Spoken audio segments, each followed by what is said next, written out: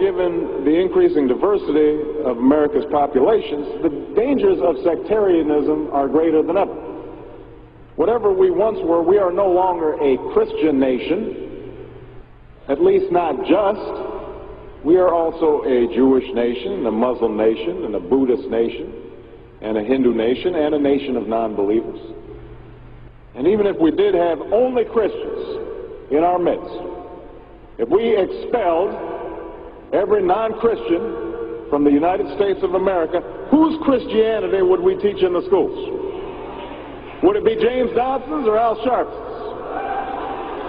Which passages of Scripture should guide our public policy?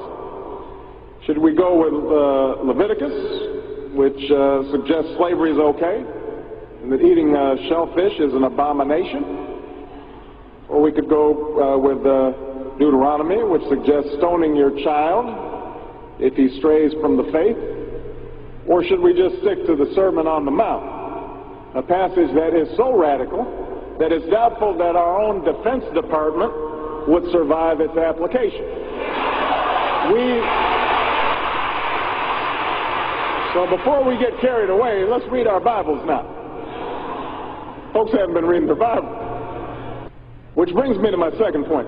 Democracy demands that the religiously motivated translate their concerns into universal rather than religion-specific values. What do I mean by this? It requires that their proposals be subject to argument and amenable to reason. Now, I may be opposed to abortion for religious reasons, to take one example, but if I seek to pass a law banning the practice, I can't simply point to the teachings of my church or evoke God's will. I have to explain why abortion violates some principle that is accessible to people of all faiths, including those with no faith at all. Now, this is going to be difficult for some who believe in the inerrancy of the Bible, as many evangelicals do. But in a pluralistic society, we have no choice. Politics depends on our ability to persuade each other of common aims based on a common reality. It involves compromise, the art of what's possible. And at some fundamental level, religion doesn't allow for compromise. It's the art of the impossible. If God's spoken, then followers are expected to live up to God's edicts, regardless of the consequences. Now, to base one's own life on such uncompromising commitments may be sublime, but to base our policy making on such commitments would be a dangerous thing. And if you doubt that, let me just give you an example. We all know the story of Abraham and Isaac.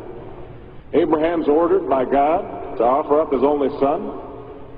Without argument, he takes Isaac up to the mountaintop, he binds them to the altar, raises his knife, prepares to act as God commanded. Now, we know things worked out.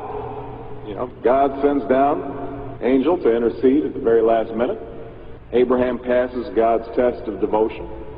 But it's fair to say that if any of us leaving this church saw Abraham on the roof of a building raising his knife, we would, at the very least, call the police and expect the Department of Children and Family Services to take Isaac away from Abraham.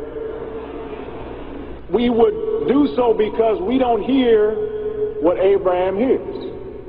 We don't see what Abraham sees. And so the best we can do is act in accordance with those things that we all see and that we all hear, be it common laws or basic reason. So we have some work to do here. But I am hopeful that we can bridge the gap that exists and overcome the prejudices that all of us to one degree or another bring to this debate. And I have faith that millions of believing Americans want that to happen. No matter how religious they may be or may not be, people are tired of seeing faith used as a tool of attack.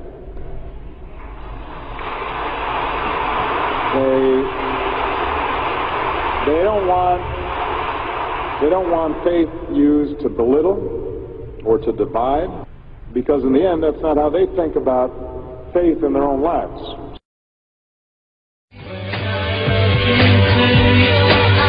Radio.